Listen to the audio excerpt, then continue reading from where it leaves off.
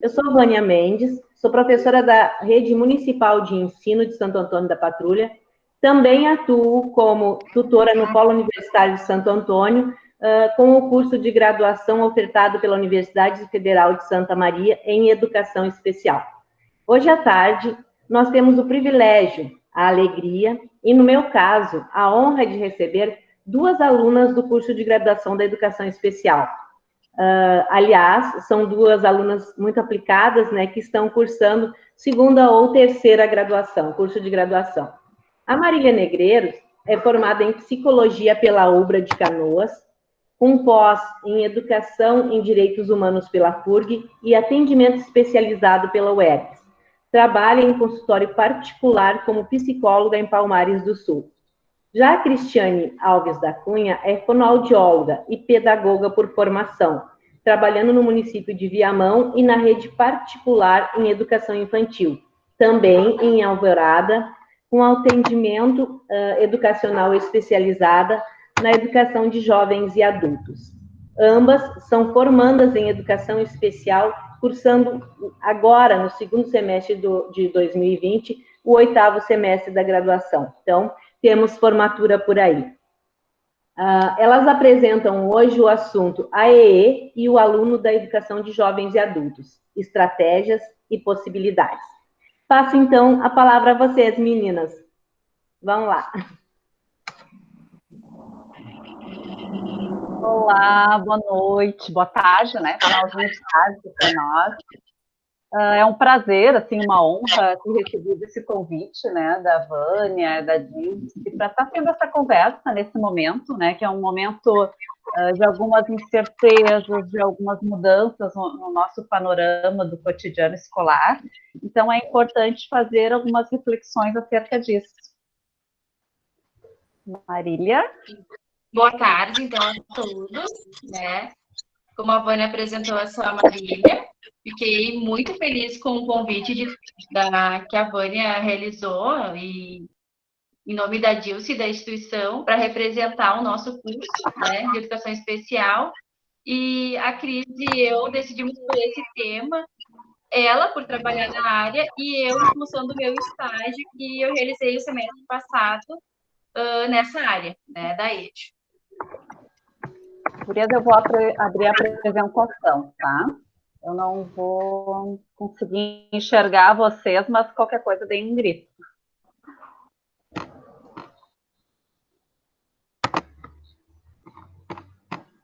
Como a Marília disse, né?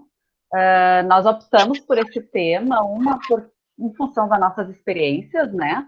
E outro porque penso que é imprescindível a gente discutir um pouquinho sobre educação de jovens e adultos, que normalmente fica esquecido, né? Um tema que fica à margem já do contexto escolar.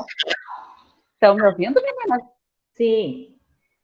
Então, normalmente a gente tem a escola do diurno e a escola da noite, né? Então, esses alunos da noite, eles passam por um esquecimento. Então, quando nós falamos em escola de ensino regular, quando nós falamos em educação básica, normalmente eles já ficam fora desse contexto. E o mesmo acontece com a sala de recurso, com o atendimento educacional especializado. Então, fazer essas interrogações, né, de quem são esses nossos alunos da noite, então a gente já passa por um contexto de que esses alunos que estão lá à noite são alunos ou que reprovaram inúmeras vezes na escola, ou são alunos que evadiram por alguma causa, que não tiveram o acesso permitido na idade adequada, né?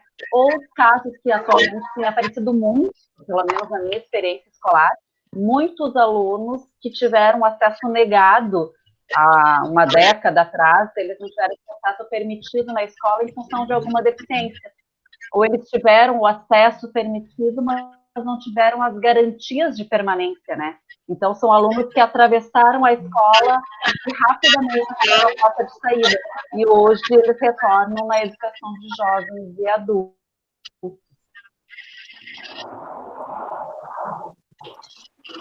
A gente pensou, assim, num bate-papo, né, bem descontraído e leve, em função de tudo que a gente está vivendo nesse momento, né? A gente está passando por uma situação bem diversificada, né?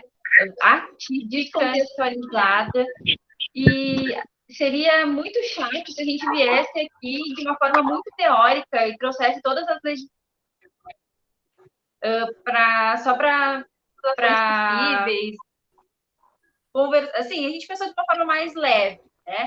Mas a gente não podia descontextualizar. Então, nós trouxemos a base curricular, que é muito recente, que é de 2017, que ela traz essa necessidade de reconhecer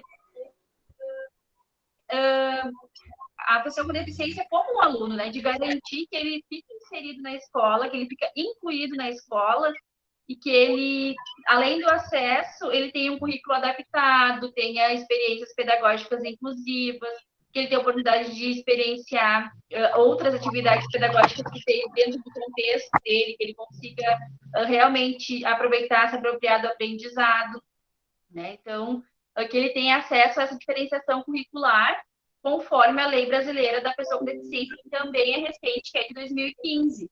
Né? E o que tudo isso pensa em dar conta? Não pensa só na parte pedagógica, né? Ela dá conta de um ser humano de forma global, né? No desenvolvimento dele como um todo. A parte afetiva, física, intelectual, social, moral, simbólica, englobando todos os contextos da vida diária com que essa pessoa está inserida. Pode passar, Cris. Uhum.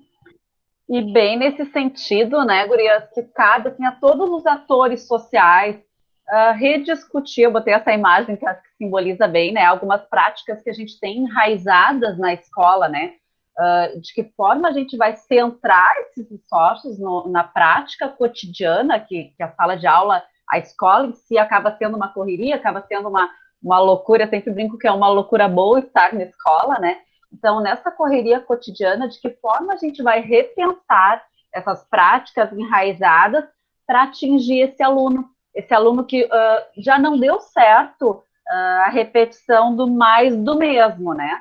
Então, não tem porquê no turno da noite eu repetir as mesmas práticas que não funcionaram no diurno. Então, esse aluno da educação de jovens e adultos é um aluno que precisa de um olhar diferenciado, é um aluno que precisa de um olhar mais sensível desse professor que está envolvido. Para quê, né? Para que a gente não só abra a porta da escola para esse aluno, mas que a gente promova dentro da escola ferramentas, recursos para que esse aluno possa entrar e permanecer conosco.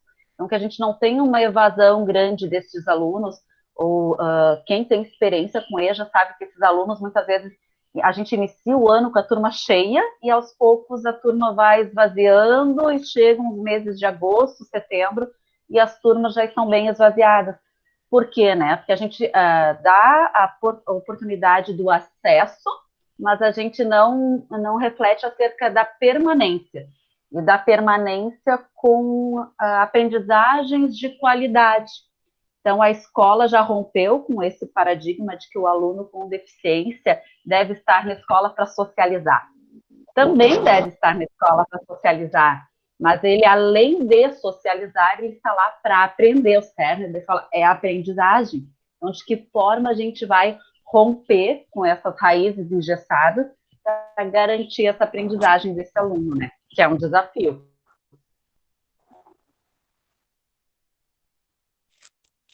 Aqui, né, Marília, a gente trouxe, assim, para ter uma forma mais descontraída, um pouquinho, né, sobre mitos e verdades do AEE. Então, de que forma a gente pensa muitas vezes e escuta muitas coisas que, na verdade, são mitos ou, outras vezes, são verdades sobre esse atendimento especializado, né. Quer ir nesse, Marília? Pode ser. Então, o nosso primeiro mito, né, seria que o público-alvo do AE são aqueles alunos indisciplinados, né?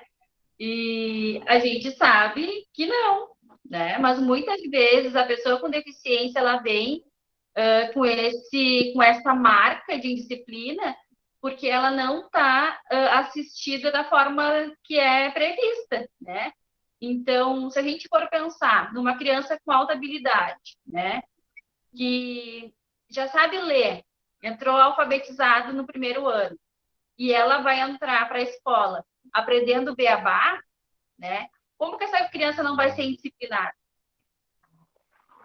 Então, nesse sentido que às vezes alguns, e não só a pessoa com alta habilidade, né? Mas algumas outras pessoas com algumas síndromes, né? Que por não conseguir manifestar os sentimentos, não conseguir, às vezes, conter algum tipo de comportamento, né? São os taxados, os marcados como os indisciplinados. E são direcionados para ele muito mais em função do comportamento do que da real necessidade que ele tem, né? Mas ele é público do AE em função da sua deficiência ou da sua alta habilidade. Né? E acontece, né, Marília? Assim, lá, por exemplo, na minha experiência, tá, de escola, acontece muito, por exemplo, toda sexta nós temos reuniões, né, e os professores relatarem nas reuniões, citarem alguns casos de alunos indisciplinados de forma recorrente. E quando tu começa a investigar esse aluno, tu percebe o motivo pelo qual, né, tu tem que ser indisciplinado porque tu tem que te destacar em alguma coisa. No momento em que esse aluno muitas vezes não escreve seu próprio nome, não consegue ler a palavra bala, bom, como é que eu vou mostrar que eu sou o burro da sala? Entre ser o burro e ser o malandro, eu vou ser o malandro, eu vou ser aquele que faz piadinha, aquele que faz de conta que não está nem aí. E muitas vezes ele já carrega essa marca com ele muito tempo. Então, ele passou muito tempo sendo, durante o dia, o aluno burro da sala. Então, por muito tempo ele reprovou, por muito tempo ele era aquele aluno que tinha 12 anos e estudava com os pequenos de 7, de 8 anos. Então, chegou um ponto que, bom, a indisciplina acabou sendo uma fuga para ele desse processo. Então, quando tu começa a investigar, tu começa a avaliar e contextualizar as coisas, tu percebe que tem um fundo nesse sentido. Não é a indisciplina que vai garantir o acesso dele na sala do atendimento educacional especializado, né? Mas que olhar eu vou ter para esse aluno para saber o motivo pelo qual ele está sendo, muitas vezes, indisciplinado.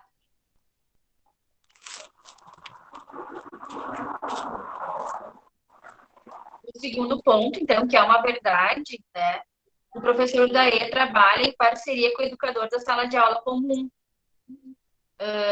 No meu caso, eu ainda não trabalho na escola, né? Então, eu sei que eu tenho uma caminhada muito mais teórica do que prática, diferente da experiência da Cris. A Cris tem uma caminhada muito mais prática do que teórica, né? E quando a gente estuda, a gente lê muito a respeito dessa parceria do educador da sala de aula comum e regular, né? E quando a gente se depara com a prática, nem sempre acontece da forma como está ali na teoria.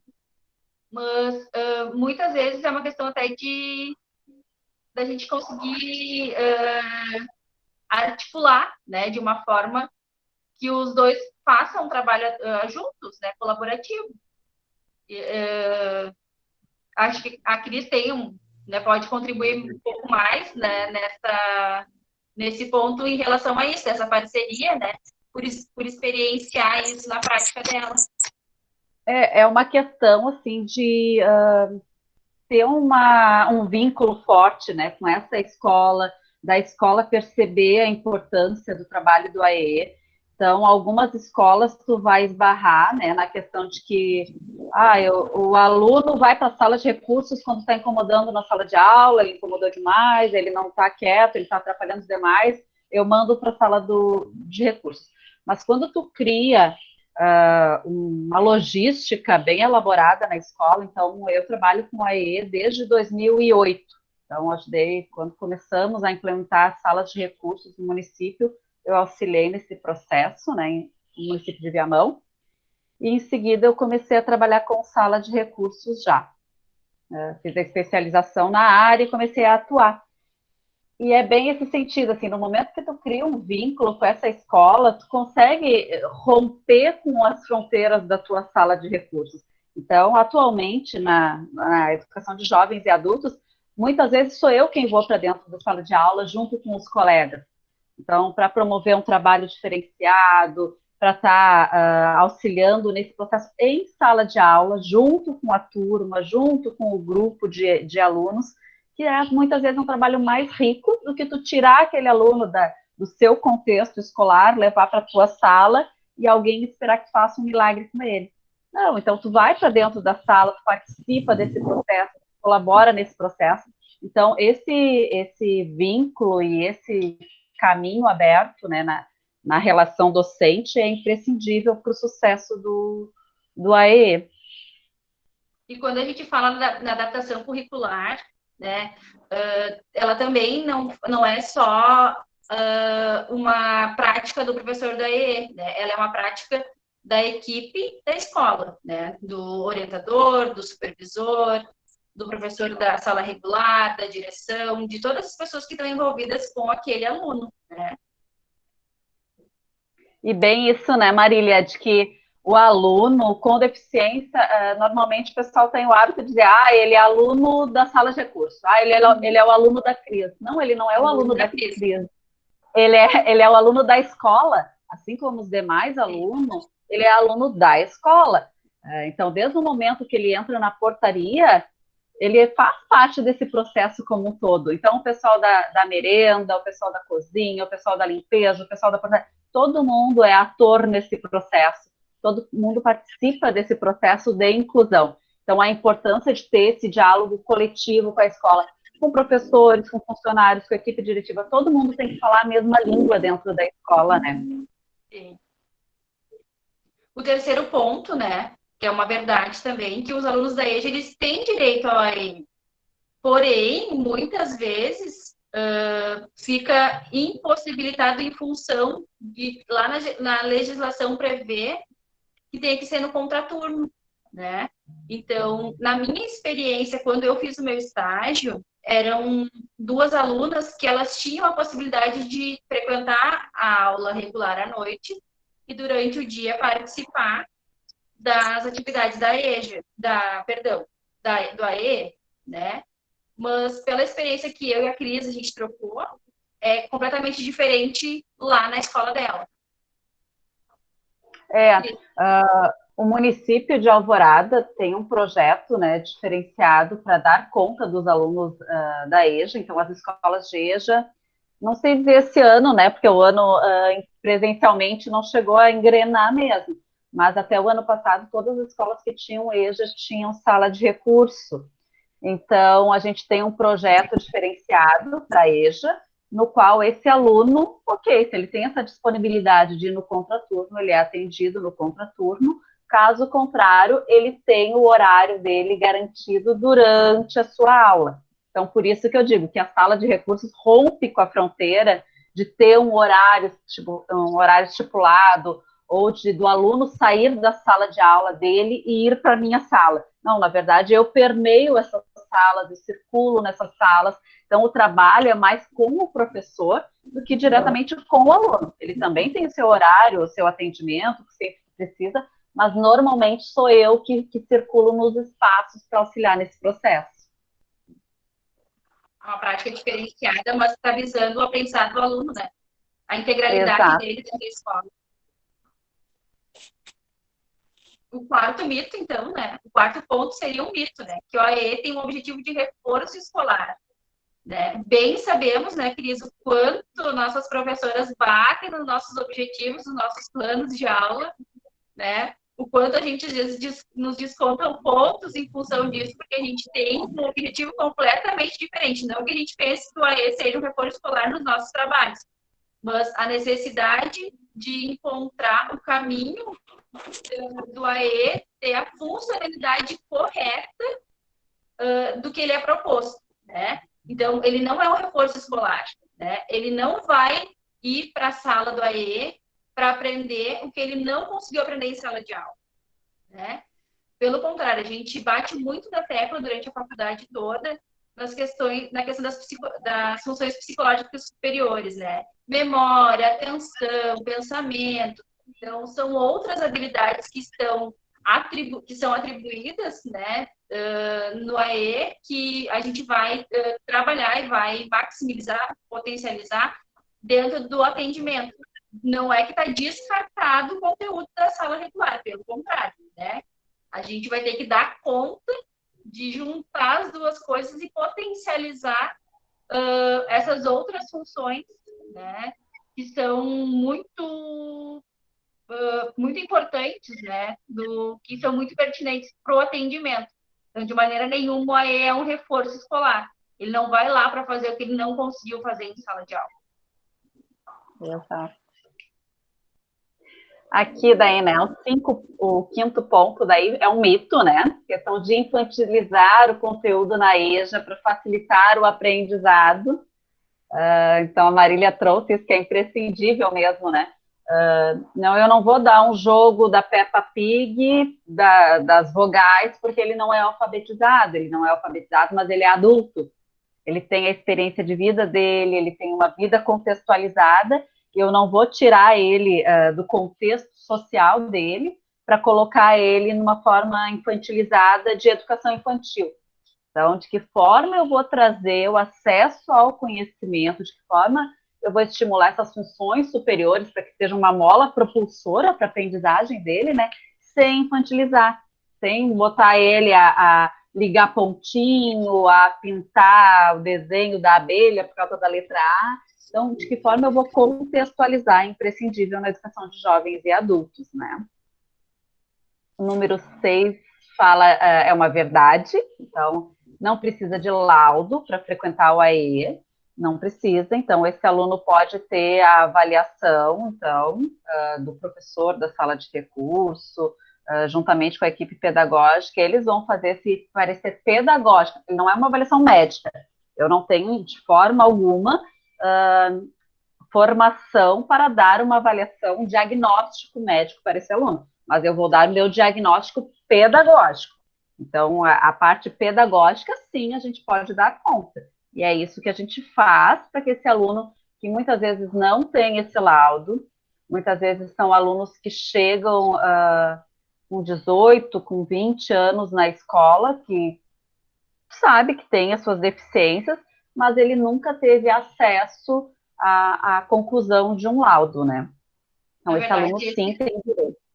Não, pode terminar, Cris, desculpa. Não, pode seguir, Marisa. Não, eu ia reafirmar isso, que esse laudo, ele dentro do laudo médico, né, o laudo clínico, ele é importante para garantia de direitos, né? Como algum benefício que essa pessoa tenha direito, né? LOAS, VPC, algumas questões que estão fora da questão pedagógica, né? São de assistência social, principalmente quando são adultos já, né? Então, não que o laudo não seja importante, o laudo ele não é imprescindível para que o aluno frequente o AEE, né? O laudo diagnóstico, o diagnóstico do professor, ele é suficiente para frequentar o AEE. Então, ele pode, inclusive, ter 2 matrículas tendo diagnóstico pedagógico pelo professor, né? Mas a escola pode encaminhar esse aluno, né, a conseguir um laudo médico para que ele tenha outros direitos, né? Muitas vezes a escola vai ser a norteadora desse processo, né? Isso. A partir do momento que tem esse olhar mais sensível, que é feita uma avaliação com esse aluno, que ele tem esse diagnóstico pedagógico, a escola acaba sendo norteadora, porque muitas vezes esses alunos que chegam para nós são adultos que moram sozinhos, que não são alfabetizados, né? E que a escola acaba sendo o único recurso, a única fonte de informação que esse aluno vai ter, onde procurar, onde ir, como chegar em determinados lugares, né? Então, a escola prepara pareceres e avaliações para esse aluno levar, então, no posto, no CAPS. Então, a escola acaba sendo a via de acesso desse aluno. O número 7 ali nos traz uma verdade. Então, a escola precisa se organizar para receber um aluno de inclusão, sim. Então, esse aluno, na EJA acontece, na educação jovens adultos acontece um pouquinho diferente, né? Porque esse aluno, ele já foi tão estigmatizado e tão excluído, ele carrega esse histórico muito forte, que é um aluno que chega, quando os pais vão lá matricular, os pais não levam, mesmo tendo esse laudo, não levam com medo da negação, então, com medo de ter uma recusa, e quando eles vão por conta própria procurar a escola, eles não falam nada também. Então, é um aluno que tu descobre ele no decorrer. A gente brinca quando a caravana sai, que a gente acaba descobrindo alguns alunos no processo, porque são alunos que não se pronunciam com medo de não serem aceitos. Mas, quando acontece da escola saber que vai receber um aluno com determinada deficiência, sim, a escola precisa se preparar e preparar a turma. Lá na minha escola, com a minha experiência, acontece muito assim desses casos, dos alunos não informarem, das famílias não informarem, e tu te depara com algumas situações em sala de aula atípicas, com comportamentos atípicos, com situações assim, que para os outros alunos é estranho, é diferente. Então, acontece muito, assim, parceria com a escola, a gente preparar momentos de conversa, rodas de conversa, momentos com o aluno e sem o aluno é chamado pela orientação para fazer uma entrevista, enquanto isso eu vou em sala de aula para conversar com esses alunos, explicar o que é aquela deficiência, explicar algumas características mais significativas, mais latentes, né, daquela deficiência que tu pode encontrar, justamente para não ter o bullying, né, gente? A gente sabe que existe o bullying porque tu tem medo do estranho, é o diferente, é o novo.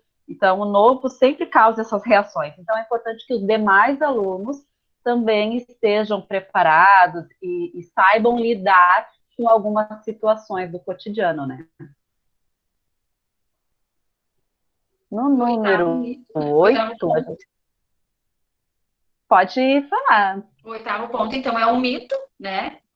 E a Cris, lá quando iniciou, já comentou um pouquinho sobre isso, né? Que a escola não é um lugar somente de socialização, né? E aqui em Palmares, a minha cidade é Palmares do Sul, né? Uma cidade muito pequena, do litoral norte.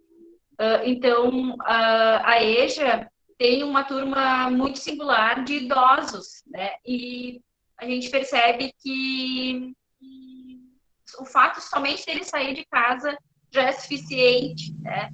É só socializar, né? E isso está muito presente, às vezes, nas turmas de EJA, quando as pessoas são idosas, né? São mais velhas. Como se fosse só um lugar de socialização. A gente sabe que é importante, sim, né? Mas que não é somente isso, né? Tem toda a questão da prática pedagógica, que é bem importante também. Exato. Então aqui a gente... Né, eu até dei uma olhadinha no relógio, Cris, para a gente chegar nas nossas práticas. A gente pode convidar as pessoas que estão assistindo para se aprofundar um pouquinho mais no decreto. Nós trouxemos 2 slides a respeito do decreto 7611, que é um decreto de 2011, que é o que dá suporte para o AEE, né, o que sustenta, é o que dá as diretrizes, é onde traz os objetivos do atendimento educacional especializado. Mas eu acho que se a gente falar da nossa prática agora, vai ser muito mais enriquecedora, né, do que a gente ficar nos prendendo na política. Mas ali o público-alvo, então, né, são as pessoas com deficiência e transtorno global do desenvolvimento, que hoje também engloba os autistas, não só, mas eles também, e aquelas pessoas com altas habilidades de superdotação, ou na forma de complementar a formação ou de suplementar a formação, né? Então, esse é o público-alvo do AE, conforme o decreto 7611. Há uma legislação bem vasta a respeito disso. A gente sabe que tem, né? Que ela existe, que ela só às vezes não se efetiva na prática, né? Às vezes, até ela chegar na escola é o que não acontece, mas a legislação ela existe. A gente ainda vive muito, né, na questão de um descompasso, assim, o que traz a letra da lei e o que a gente vivencia na escola. Penso que a gente já rompeu várias questões, né, que a gente está caminhando, assim, rumo ao processo de inclusão, mas a gente não efetivou ainda, nós não efetivamos, né, mas penso que a gente está nesse processo. para efetivar mesmo o que traz a letra da lei. Então, assim, só para entrar mais nas nossas práticas, né, o AEE na EJA. Então, essa educação como direito de todos. A gente sempre escuta, né, slogans de várias propagandas do governo federal, governos estaduais, municipais, a educação como direito de todos, né? Então, de que forma a gente pode, com a nossa prática pedagógica, efetivar mesmo que todos tenham direito de acesso, tenham direito de permanência e tenham direito a acesso não só a estar lá dentro da sala de aula, eu não tenho só a minha cadeira e a minha classe garantida dentro da minha sala, mas de que forma eu vou garantir que eu tenha essas aprendizagens significativas, né?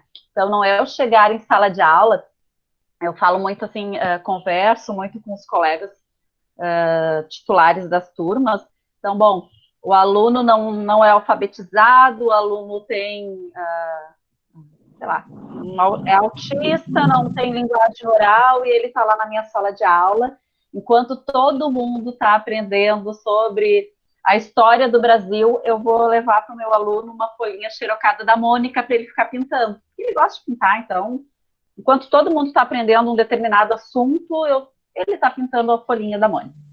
Então, de que forma eu vou trazer para esse aluno uma aprendizagem significativa? Então, ok, se a gente está... Ele só pinta nesse momento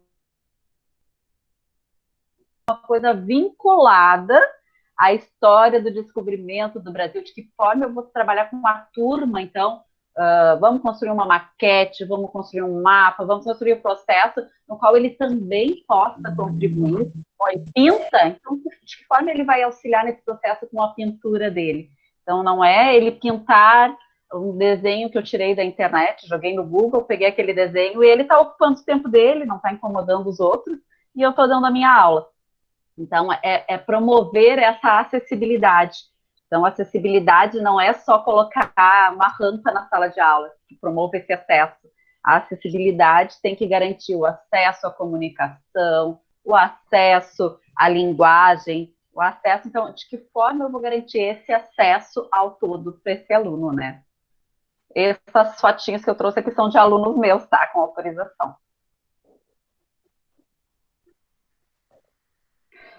E a importância de dar voz aos protagonistas do processo. Quando a gente fala em educação especial, na perspectiva da educação inclusiva, quem é o nosso protagonista? É o aluno com deficiência, né? Quem é que escuta o aluno com deficiência? Então, quando eu fui convidada para atuar na educação de jovens e adultos, abriu um pouco meu horizonte acerca disso. Então, até então, eu levava tudo pronto. Eu planejava, eu levava, porque eu, né? Eu não sou o protagonista desse processo. Então, no momento que eu me permiti ouvir esses alunos, como que tu aprende? De que forma é melhor para te aprender? Quais recursos tu precisa para te aprender? Sim, eles são adultos, eles têm a vida deles, eles trabalham, então eles sabem te nortear, eles sabem te ajudar nesse processo. Então, a importância de dar voz aos protagonistas desse processo é imprescindível.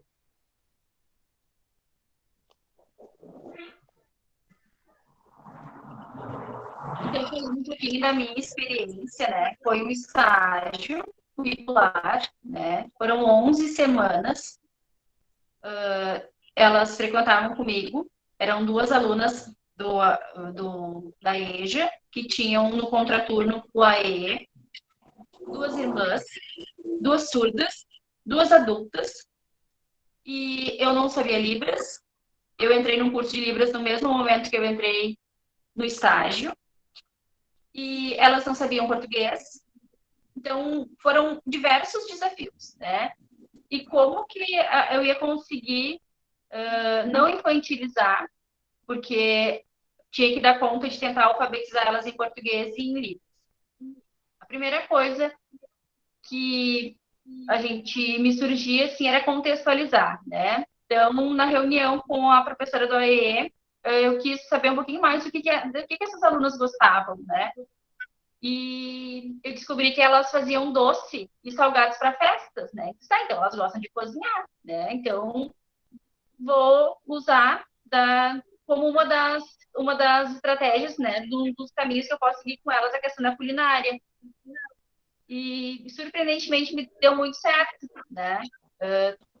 Fiz várias atividades dentro desse contexto, porque eu tinha que ter uma linha de pensamento, né, que me direcionasse. Então, eu dei o título, né, do meu projeto como Libras a Vida Diária, ênfase na culinária, né? Então, todas as atividades que eu propunha para elas tinha sempre algum viés, né? E o que eu busquei fazer? Eu tinha autorização delas, né, porque eram adultas, uma tinha 50, uma 52 anos, mas mesmo assim eu entrei em contato com a família e a cidade que elas moram tem 5.000 habitantes, né? Então é bem pequenininha, é do lado da minha. Eu ia com elas no mercado, né? A gente fazia lista de compras, a gente fazia pesquisa de preços, a gente depois trabalhou com dinheiros, né, de brinquedo, para mim ter noção assim, se elas conheciam dinheiro, se elas sabiam fazer cálculos, se elas tinham, se elas estavam realmente, se elas sabiam disso. Só que como que a gente ia se entender, né? Se elas não sabiam português, eu não sabia Libras. Então, foi uma experiência muito gratificante que no fim deu tudo certo, né? E o que elas mais gostavam, assim, o que eu percebi? Que no final de cada tarde, a gente estabeleceu que os 30 minutos finais, elas iam ter acesso ao computador para buscar receitas, né? E mesmo elas não sabendo digitar, assim, elas ainda não tinham a habilidade de saber a escrita, elas olhavam as imagens e eu buscava as receitas e elas copiavam, levavam para casa, faziam e depois me contavam. Quando a gente terminou o estágio, a gente se entendia, né? Independente se era em Libras, se era em português, eu já consegui entender que elas tinham aniversário de 15 anos, que elas tinham feito N daquelas receitas que nós tínhamos trabalhado juntas. Então, ali nas imagens, né, que vocês podem perceber, são os livros que eu criei com elas, assim, né? Como é que eu ia trabalhar peso e medidas com elas? Trabalhei com xícaras, com colher, né? Dentro da realidade delas, porque é isso que uma pessoa adulta quer, né? Ela não quer pintar a xícarazinha. Ali elas pintaram, elas adoravam pintar, mas não era só o pintar, né? Elas coloriam, e eu percebi que elas gostavam muito de jogos. Então, como eu tenho consultório, eu levava os meus jogos. Eu pensei assim, mas a gente também pode criar alguns jogos, né? Então, a gente criava jogos, mesmo sendo jogo da memória, que a gente pode dizer, mas é muito infantil. Bom, né? Só que a gente tem que ter um objetivo diante daquele jogo que a gente está fazendo, né? Então, tendo um objetivo, ok, né? Tendo uma estratégia por detrás, ótimo, né? Mas não é pintar a Mônica, como diz a Cris, né? É a gente ter por detrás daquela estratégia um objetivo, alguma coisa contextualizada dentro do que a gente estava programado para fazer. Então, no final, né, eu fiquei de entregar para elas em março, mas em função da pandemia, eu não consegui entregar. Mas a gente criou junto um material que elas iam escrevendo, assim, ó, e eu realizando todas as atividades do estágio. A gente começou com Libras, a gente fazia... E eu sempre direcionei, assim, quem eu sou, o que eu como, o que falta na minha casa. A cada encontro, ou a cada grupo de encontros, eu tinha uma pergunta norteadora, né? Quais profissões trabalham com alimentos? E cada uma dessas respostas, a gente fazia, eu propunha uma atividade, né? Então, esse aqui é um outro jogo que nós criamos. Ó. Quais são as profissões que trabalham com alimentos, né? Então, a gente buscava estratégias, né? E algumas coisas, sim, tinham que ser parecidas com a educação básica, porque elas não sabiam escrever, né? Mas é complicado porque elas também não têm a questão do som, elas não aprendem a partir do som, né? Elas aprendem a partir da memória, né? Então, foi um desafio muito grande e foi em função desse estágio que surgiu o convite para conversar com vocês, né? E que casou com a experiência da Cris. Então, foi nesse sentido que a gente pensou em pontuar, né? Não infantilizar, contextualizar, né? Atividades de vida diária. No meu no meu estágio os jogos foram muito importantes, né? E elas gostavam muito de tecnologias. Eu espero que daqui a pouco elas tenham WhatsApp e eu possa conversar com elas pelo WhatsApp, né? Porque eu não consigo ainda conversar por vídeo, porque eu não sei livros o suficiente para conversar com elas, para continuar em contato, né? Então, esse é o meu relato, assim, da minha experiência na EJA com as meninas do AE. E tu, Cris? Pois é, meninas. Então, assim, pensando, né, na questão da pandemia, né?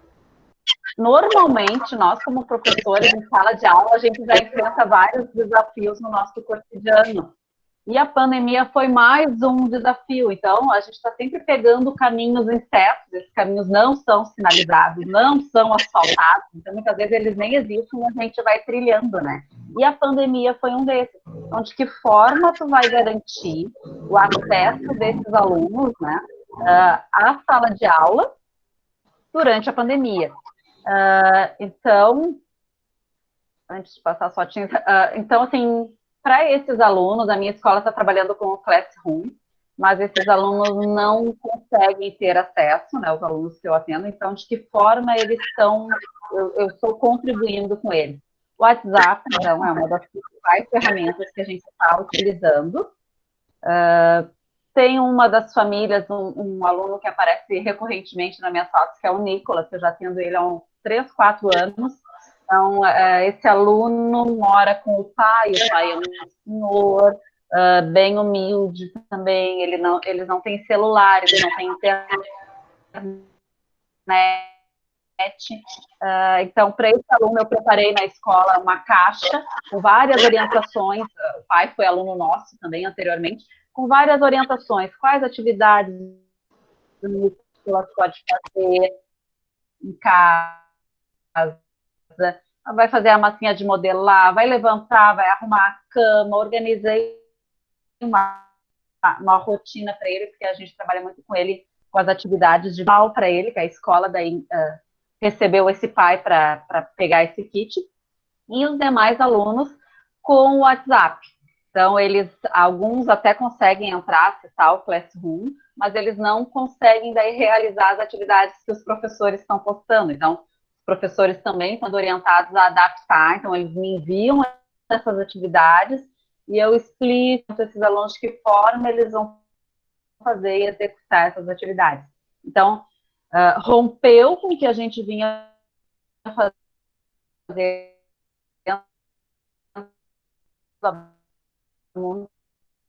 há alguns anos já. Não vou mentir para você, mesmo não sendo o único lugar de socialização, acaba sendo um dos principais.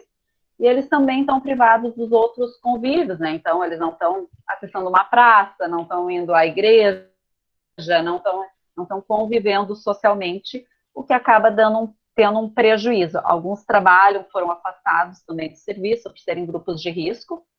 Então, assim, a gente está se readaptando, se remodelando e buscando estratégias para dar conta desse período atípico. Sei que provavelmente quem trabalha já em sala de aula está enfrentando, né, essa questão de que não é fácil para essas famílias manter o acesso à internet, compartilhar o celular para várias pessoas do grupo familiar, ou eu recebo relatos que o celular está com a tela trincada, então eu não consigo visualizar, eu só escuto os áudios, então tu também vai adaptar, tu manda orientações pelo áudio, porque o aluno não vai visualizar a tela. Então, de alguma forma, a gente está tentando se adaptar para não deixar esse aluno completamente desassistido. Aqui eu trouxe, então, assim, antes da pandemia, a nossa rotina, né? Então, de que forma a gente atende esses alunos, que o aluno queira ir, que o aluno tenha vontade de participar, que seja um lugar de descobertas, um lugar que eu seja estimulado, né, nas minhas potencialidades. Então, o não, eles já tiveram acesso ao não muitas vezes durante o decorrer da vida deles, e ali é o lugar que eles têm o sim. O sim, eu sou capaz, o sim, eu tenho potencialidade, o sim, muitas coisas eu já sei fazer, né? Então, esses alunos, o Nicolas, que é esse menino que aparece nas fotos,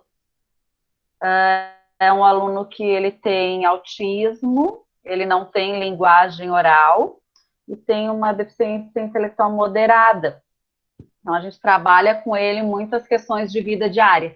Então, ele já teve inúmeros avanços nesse período e a gente está atuando muito em sala de aula com ele. Então, ele também tem um currículo adaptado, assim como os demais alunos, cada um dentro das suas habilidades e das suas potencialidades.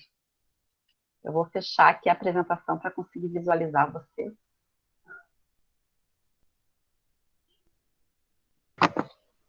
Eu não sei, meninas, acho que a gente pode dar a palavra, ver se alguém quer perguntar, quer participar, né?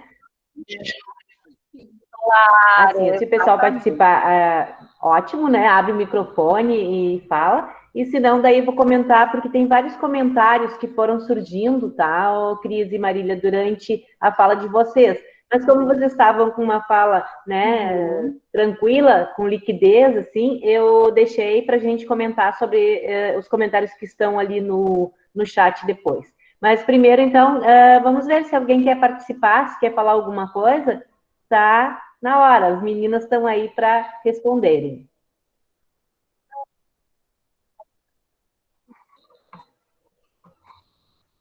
Bom, então vou falar um pouquinho do que foi falado aqui no chat, tá, meninas? Assim, ó, a Bruna, tá? Ela falou, né, que infelizmente, em alguns lugares, os alunos do AEE e do EJA não são atendidos devidamente. Então, eu acho que foi dentro do contexto de que vocês falaram ali, tá? Nós temos pessoal de Cruz Alta aí com a gente, que legal, né? Também foi colocado ali a Franci Soares, deve ser esse o nome. Tenho 2 filhos autistas e vejo um abismo ainda que separa eles da equidade ou até de uma verdadeira inclusão. Acho que bem isso aí que a gente vem comentando, né? A função de estar e de permanecer na escola e de ser atendido como o que se faz necessário, né? De estar incluso no sistema. Aqui diz também, ó, a Daiane até já saiu, mas ela falou, né, que teve a oportunidade de fazer estágio com o EJA e foi extremamente gratificante. Muitos não tiveram atendimento correto quando estavam no ensino fundamental e depois eles ficam gratos por esse olhar do professor. Se vocês quiserem comentar, tá, Gris, o que eu tô falando, eu só tô colocando ali o que tá no chat, já que o pessoal tá quieto, não tá, mas é só falar, tá, pessoal? A Franci Soares também falou novamente ali, né, que o filho já foi chamado de retardado por uma professora que espalhou para a sala que ele usava calculadora porque era retardado. Após isso, ele apanhou de 7 meninos. Ele está no 7º ano. Então, bem complicada a situação também, né? Vânia, e assim, né, é incrível que a gente consiga escutar isso, né, ainda em 2020, esses relatos ainda se façam presentes, né, porque eu escutava muito isso logo que eu entrei, comecei a lecionar, de professores se recusando a aceitar um aluno, então eu penso que no início foi um processo muito difícil, né, e agora não era mais para a gente estar escutando esse tipo de relato. Então, a gente vem discutindo há décadas já esse tema. Eu sou uma pessoa, sou muito chata para algumas coisas, sou muito pontual. Então, a questão de dizer que não, eu não tive formação, é um discurso que eu não aceito. Assim, nas minhas falas, eu sempre ponto isso. Eu não aceito que eu não tive formação. Se tu for no médico para fazer uma cirurgia de apêndice, e ele quiser te cortar com bisturi de ponta a ponta, e o outro médico te oferecer uma cirurgia laser, tu vai fazer com quem?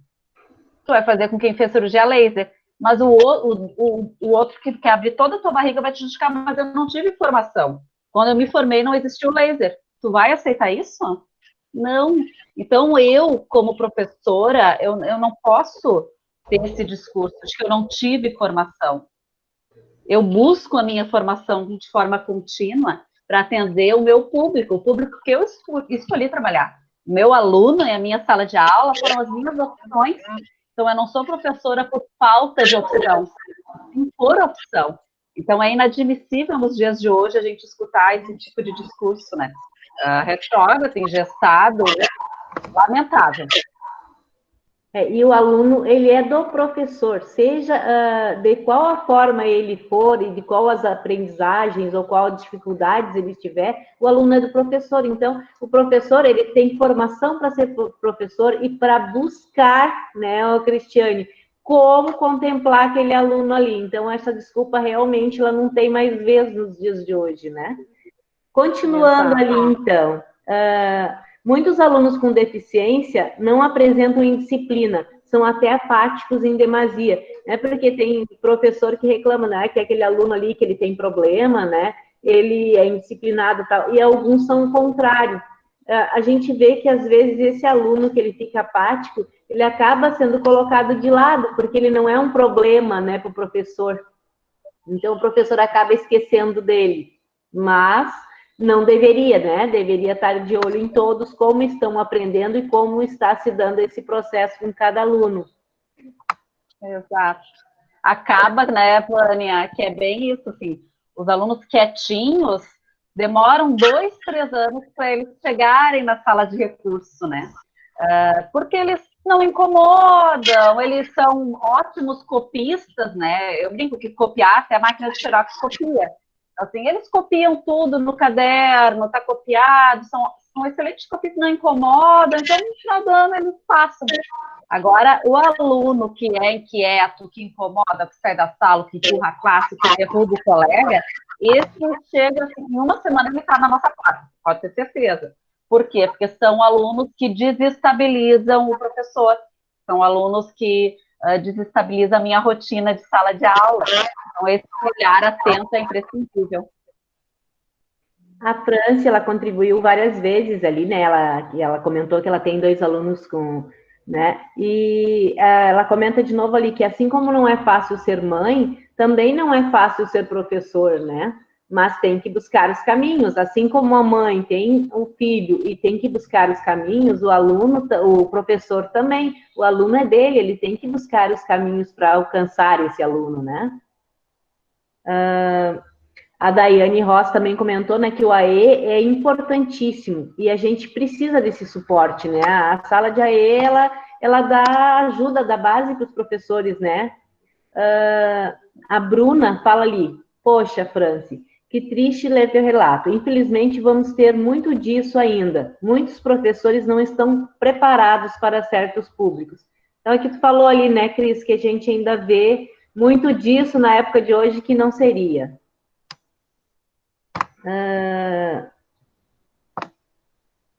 A Franci também fala, né, que na escola que o aluno dela que o filho dela é atendido, né, ele é muito bem atendido. Ele tem professores que querem ajudar, né, que querem fazer a parte deles, que querem fazer realmente o que é para ser feito. Vínculo é muito importante, faz muita diferença, fala a Patrícia. A Laiane comenta, né, que o aluno ele é responsabilidade de todos na escola. E realmente não é desse professor ou daquele professor. O aluno, ele é parte da escola. Exatamente, disse a Iriana. É aluno do sistema de ensino e todos são responsáveis pela evolução deste aluno. A Nina comentou, Cris, sobre o que tu falou ali, que a Alvorada tem um projeto, né? Eu acho que isso é bem interessante, essa função de ter um projeto específico para o AE que vá contemplar, né, de melhor forma, que alcance mais os alunos. A comunidade tem que estar junto, né, integrando família e escola. Aqui a Ana Vessia fala, pessoal, assim, ó, eu estou comentando que tem lá no chat, né, porque vocês não estão falando, mas se quiserem falar é só pedir a vez, tá, e a gente dá voz para vocês. Na rede municipal é mais flexível para que o AE aconteça na EJA, mas a nível de estado não há possibilidade de atendimento no mesmo turno, isso é muito triste. Essa função tu também comentou, né, Cris, sobre a função do turno inverso, que nem sempre é possível, né, até porque trabalham, então teria que ter mais essa possibilidade para poder dar mais possibilidade deles participarem, né.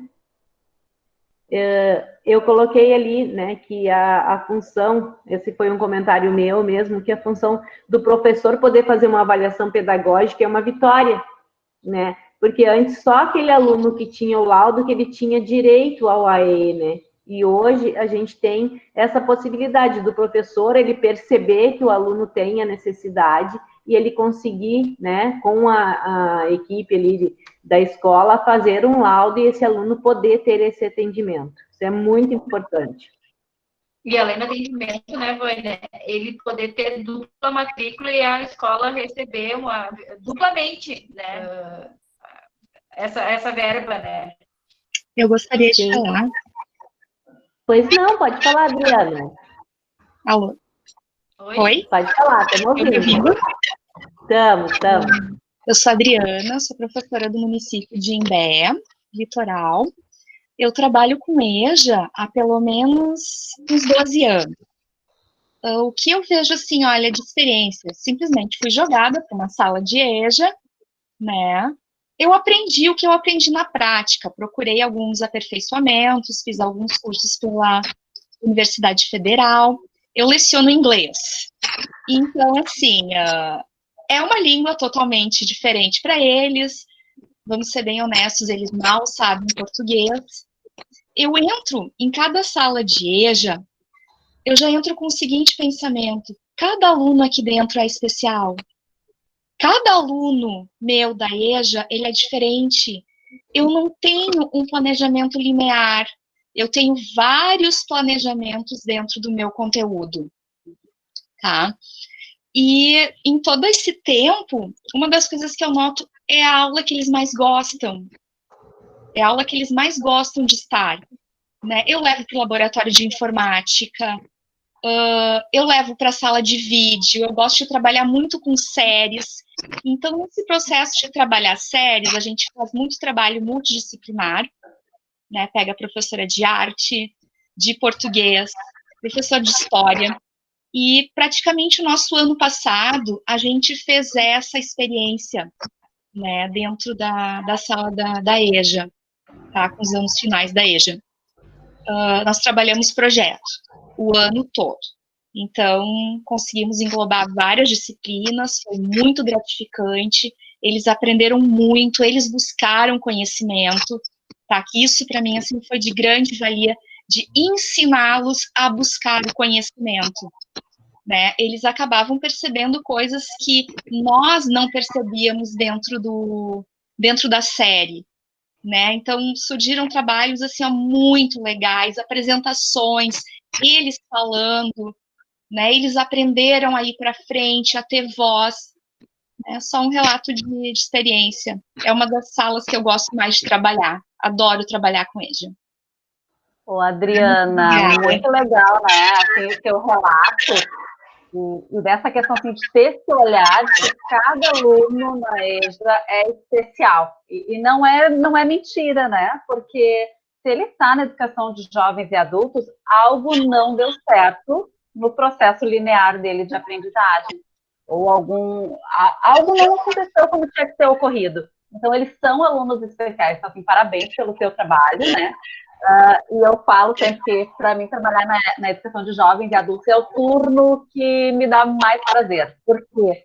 Porque justamente o grupo de professores é um grupo que tem esse olhar mais sensível, esse olhar de compreender que esse aluno é diferente, independente de ter ou não uma deficiência, ele tem um percurso de vida diferente, né? Então, é um professor mais sensível para pegar junto, para ir atrás, para adaptar conteúdo. Então, é muito bom nesse sentido trabalhar, não que os demais turnos não sejam, né? Mas eu acho que pela nossa experiência no dia a dia com estes alunos, a gente já ficou mais calejado e a gente aprendeu a ter esse jogo de cintura que é imprescindível com a educação de jovens e adultos. Eu falei antes sobre a questão dos relatos dos professores, né, gente? Então, só para não culpabilizar o professor, nós não temos obrigação de saber tudo, né? Nós não temos, assim, nem professor de sala de recurso, nem professor de sala de regular, até porque todos os anos chegam desafios novos na escola. Então, um ano tu recebe um aluno que tem deficiência visual, mas que lembra ele. No outro ano tu recebe outro que também tem deficiência intelectual, mas que ele não tem a sensibilidade dos dedos, então ele não pôde aprender braille, tu vai ter que achar um outro recurso. Então, todos os anos, todos os meses, chegam desafios novos que te instigam a buscar. Então, assim, é isso que eu coloco, assim, de não servir o eu não sei, eu não aprendi. Isso não pode ser uma fala que te engesse, te deixe engessado, que tu não vá romper com ela e buscar. Então, isso que tu traz é imprescindível, assim, Adriana. O bom senso. Eu acho que o que deve permear a nossa prática é sempre o bom senso nesse sentido, né?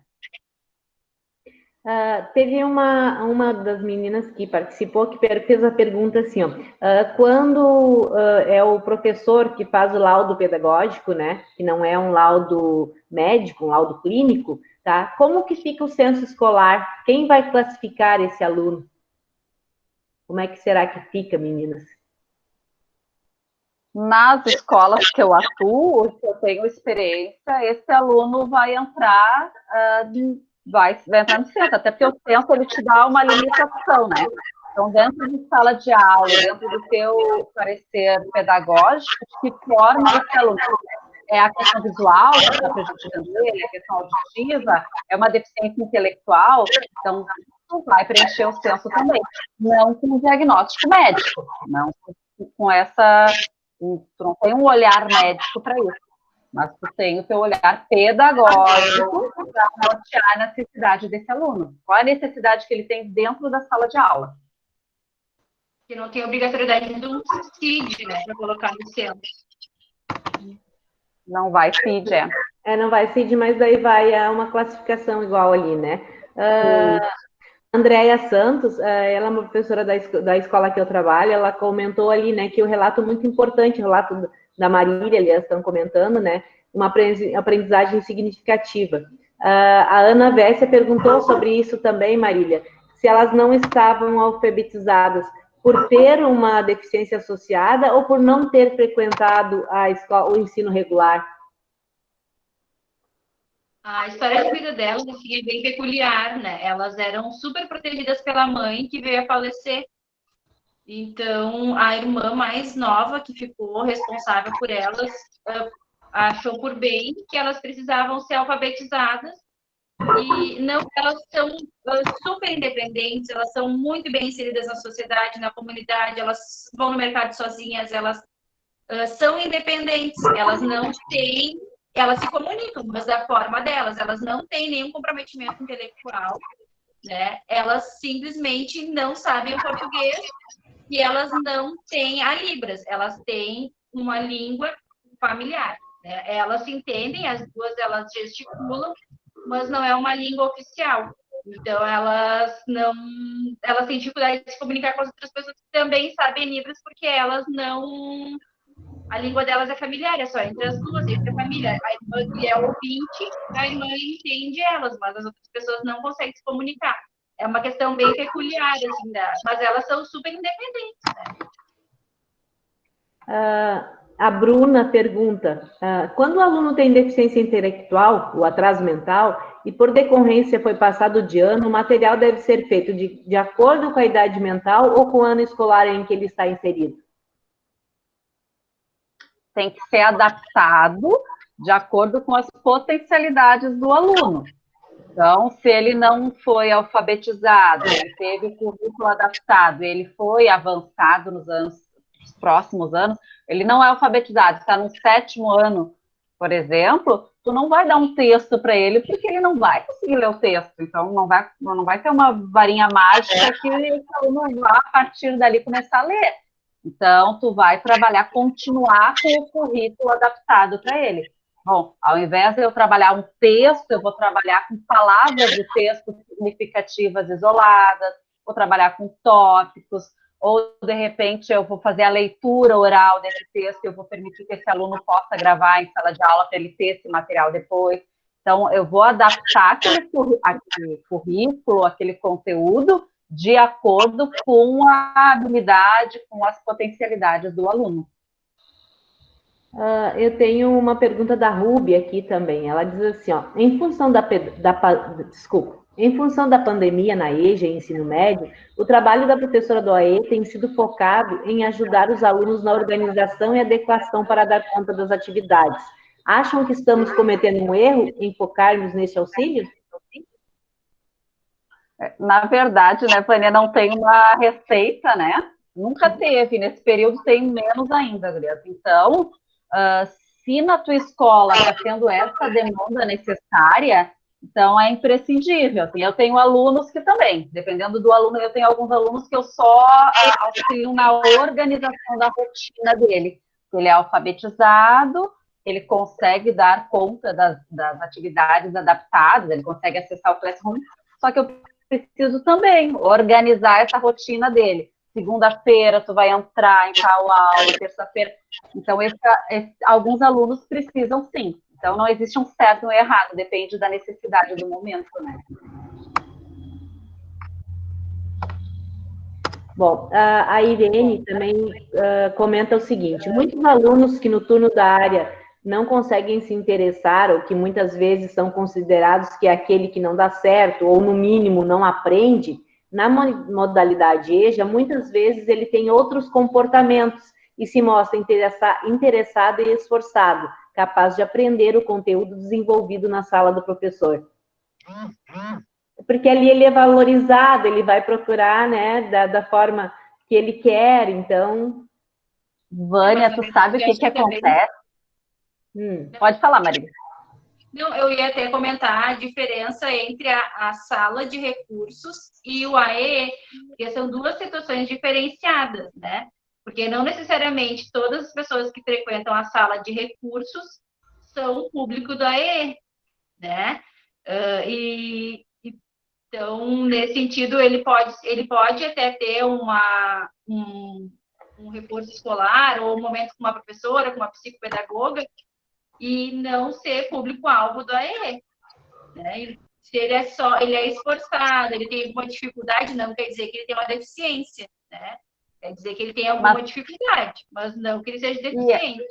E assim, né, Marília, indo ao encontro da pergunta, o que acontece muitas vezes, né? Tem a questão da maturidade, então, obviamente, o aluno que é mais jovem, ele vai ser mais impulsivo, ele vai ter menos interesse. No momento que eles procuram educação de jovens e adultos, eles já têm uma maturidade maior, então, óbvio, eles já têm até um convívio com questões de trabalho, já participam do mercado de trabalho, então eles já têm essa maturação neural. E tem outra questão, assim, de que forma o aluno vai conseguir se interessar no momento que eu só erro. Se eu só errar, se eu não conseguir acompanhar nunca, se eu só reprovar, se daqui a pouco eu tenho 16, 17 anos e, ok, eu tenho dificuldade de me alfabetizar, de ler, de interpretar, mas eu quero namorar, eu quero passear, eu tenho outros interesses. De que forma eu vou me dar bem numa turma de 4º ano, de 5º ano, com crianças, então, de 8, 9, 10 anos? Eu tenho outras demandas, outros interesses. Então, esse aluno não vai dar certo no diurno, porque ele não tá com seus pares, né? De repente, é bem aquilo que foi citado na outra pergunta. Ele não tá ele pode estar com os pares que têm aprendizagem parecida com a dele, mas ele não está com os mesmos interesses dele, né?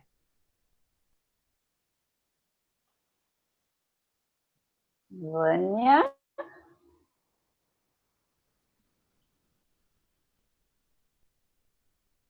A Vânia está?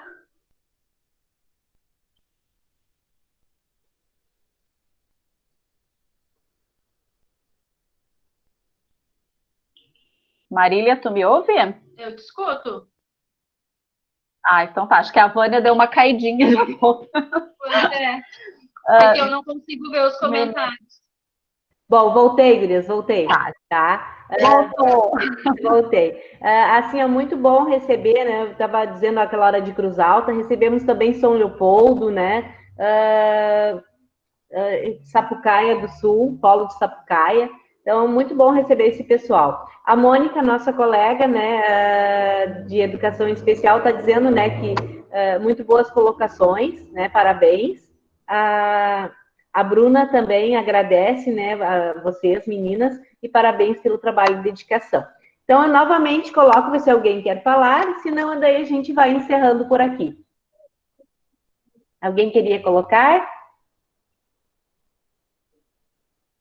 Então, assim, meninas, agradeço muito, que nem eu disse no princípio, tenho a honra, né, de poder estar recebendo vocês, que são alunas do curso, do qual eu sou tutora, né, tenho certeza, como é que eu vou dizer, assim, da participação de vocês e desse trabalho de vocês que a gente tem visto durante o curso todo, né, e acho muito importante a gente poder compartilhar com outras pessoas as nossas aprendizagens, né? E as nossas práticas também. Então, agradeço muito e passo a palavra para vocês, para se despedirem. Eu agradeço pelo convite. Eu fiquei muito feliz e muito lisonjeada, né, em poder participar de um evento tão importante, assim, né, um evento estadual, e em momento algum eu tinha pensado nessa hipótese, né, mas fiquei muito feliz mesmo pelo convite, assim, e como eu sempre enfatizo, né, eu acredito que a boa parte da nossa caminhada é porque tu tá de mãos dadas com a gente, e ajuda com que faça com que essa caminhada seja mais leve, assim, né, só quem faz uma graduação EAD sabe das dificuldades que é, mas também do quão gratificante é, né, e o fato de ter realizado esse estágio fez com que eu estivesse aqui hoje.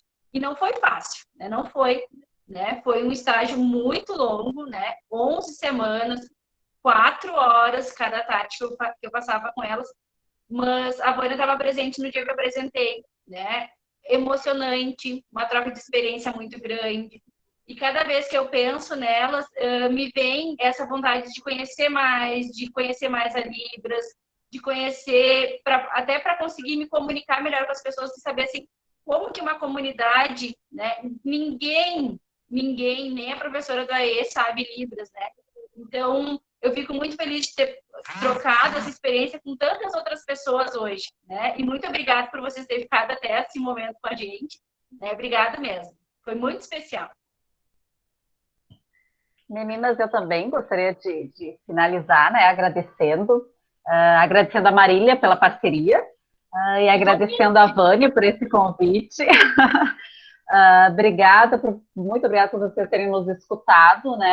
Acho que para o professor é imprescindível esse momento de troca, né, para a nossa formação. Então, sempre escutar o que alguém tem a dizer e compartilhar, né, as coisas que a gente vivencia. Nem sempre a gente está certo, a gente está sempre tropeçando e errando e acertando, então é um processo de reconstrução contínua, né?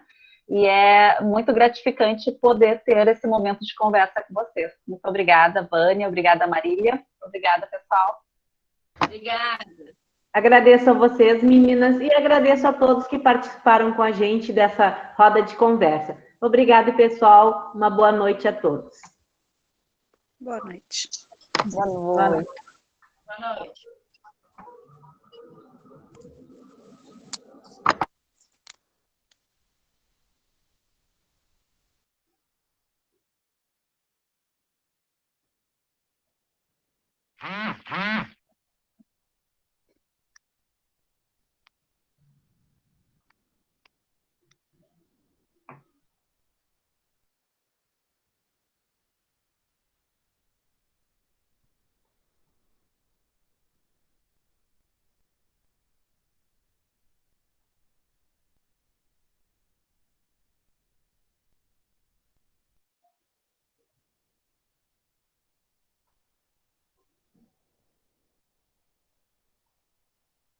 Assim eu consigo ver os comentários.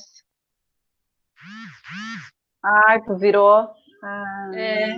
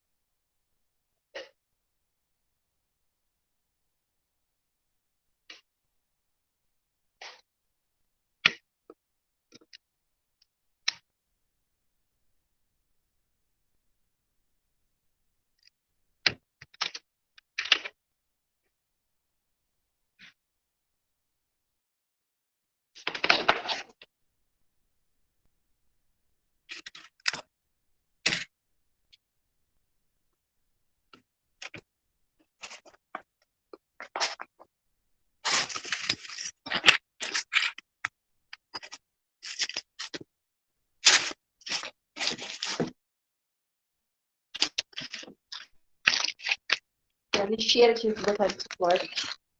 Eu tinha que ser deitado. Descer em pé. Pode tirar um sofá. Ah, tá. Tu guardou pra lá?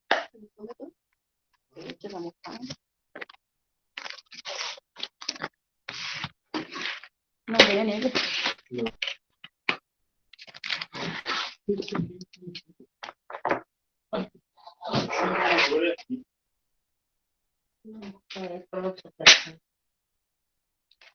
Eu disse que tava lá, aproveitar o tempo que ligar lá pra ali.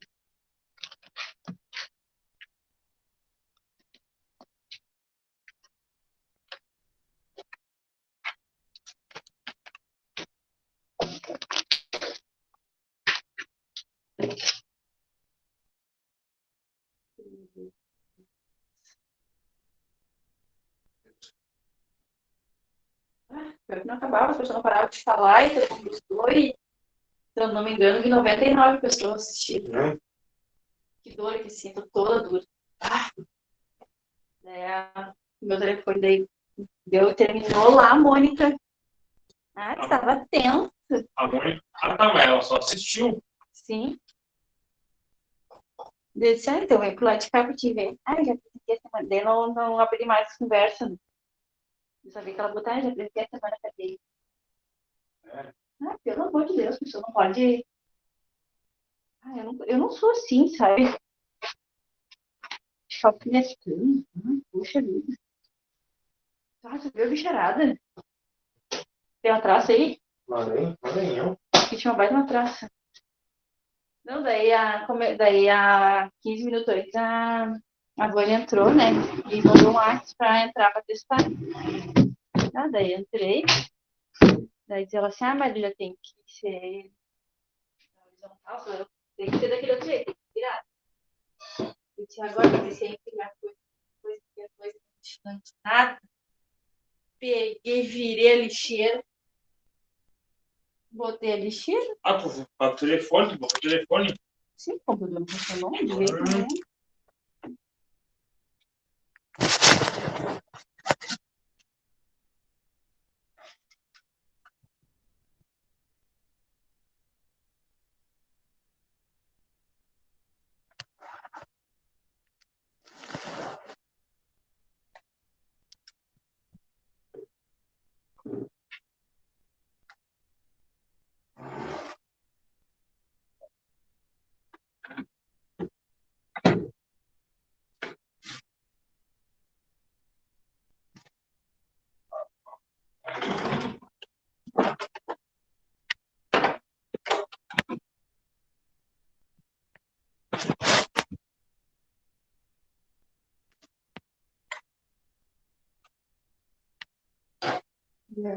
Tu acha super isso?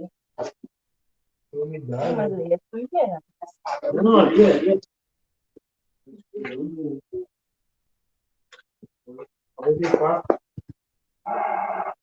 94.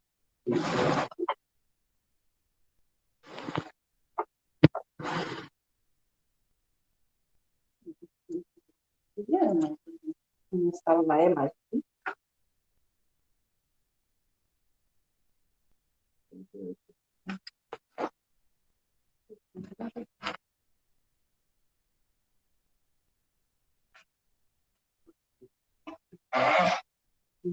Imagina ela ter perto.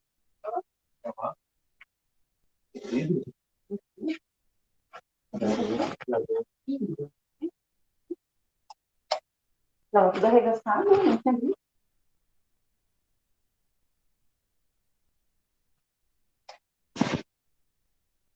Mano, eu botar água fundo. Vou botar onde?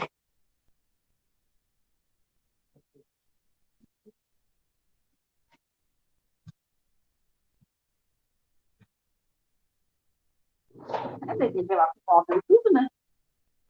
Tem que levar com móvel e tudo. Não, tem.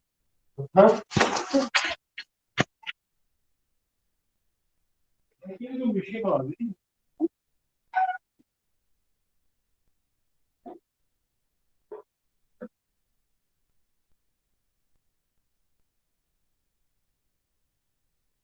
Consegue fazer?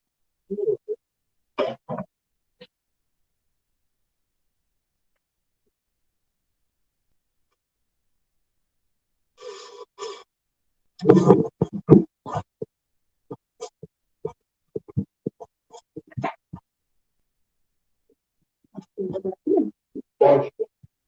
Ah, tá. Mas eu não vou botar assim, tá? No banho não dá?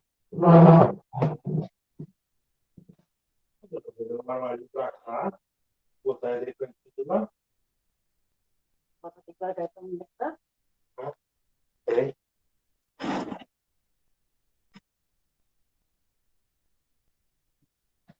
Que eu consigo empurrar. Não vai ficar do coisinho, não. Tem que. Mas aí já cabia, já. Uma dedinha primeiro pra cá. Eu boto um mangueira aqui. Tá com grande merda, tá? Tem que colocar primeiro. Não, mas é só puxar.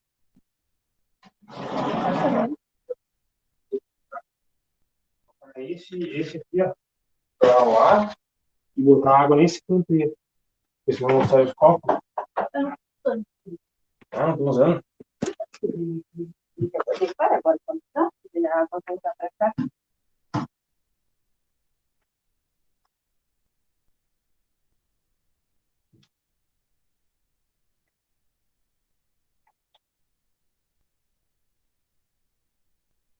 Isso não dá com tudo, não dá mais com tudo, porque ele tá não dá.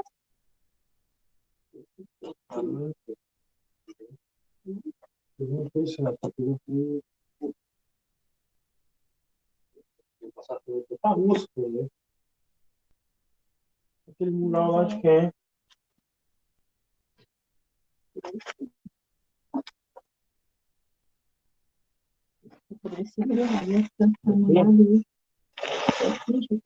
Não é. A unidade de sol mesmo. Não tem sozinho para ficar no ar. Então,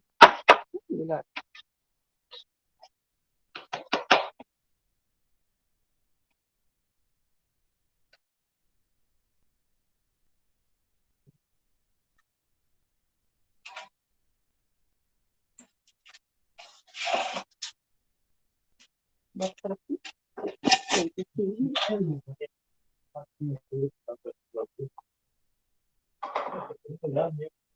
Tá?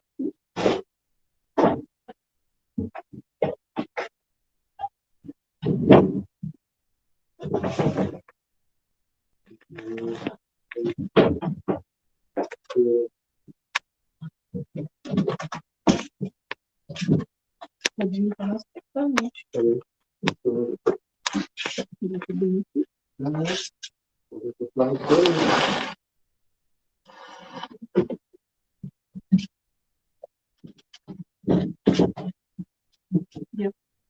Agora.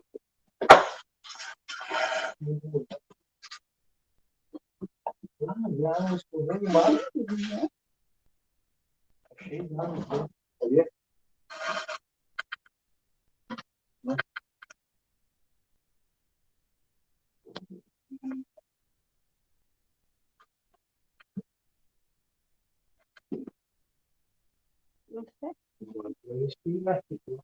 Mas agora ela vai pegar certa água com pouquinho. Hã? Ela tá com isso, né? Ah, tem uma água para ela beber aqui. Ah, tá.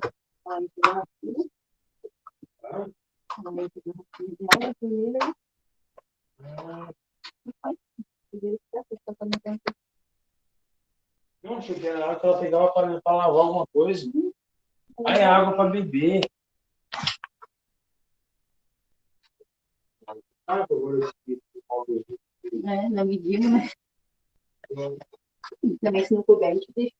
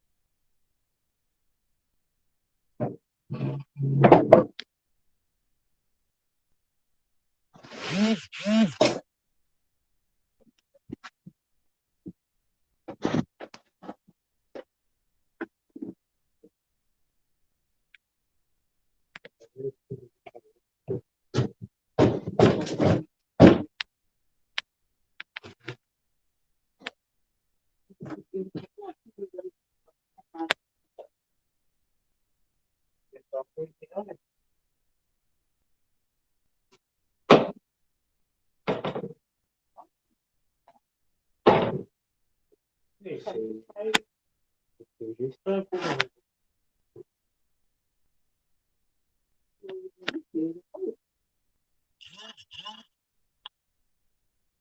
É que a gente fala as coisas aí que a gente.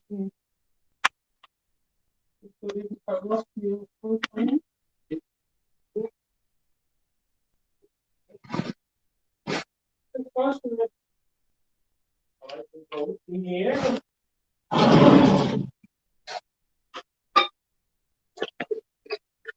Pouquinho dele fala. Os pouquinhos dele fala. Vou falar. Aí, você viu muito, né?